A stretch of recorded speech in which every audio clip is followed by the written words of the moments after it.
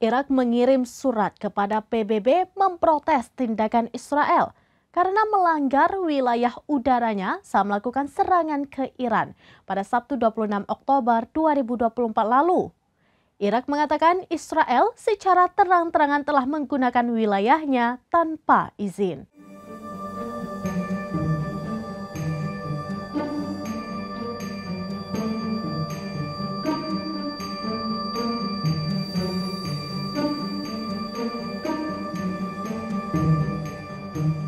Israel menggunakan wilayah udara Irak untuk melakukan serangan terhadap Iran pada 26 Oktober lalu.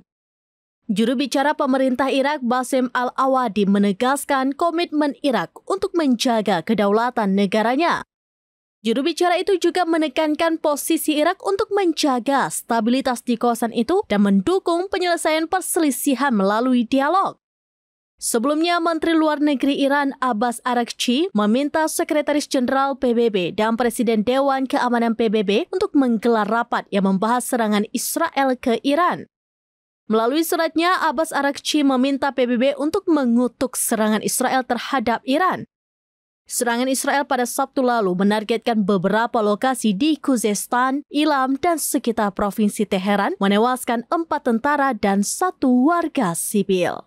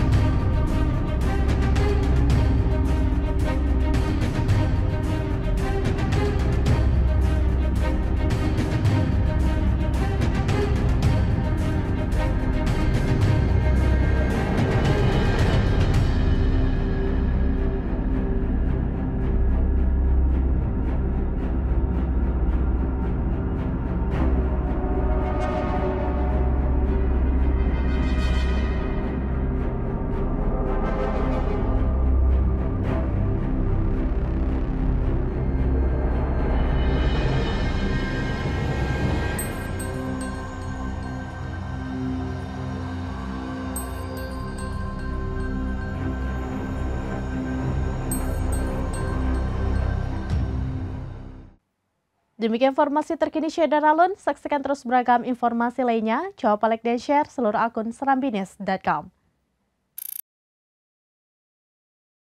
Download Tribun X sekarang. Menghadirkan lokal menjadi Indonesia.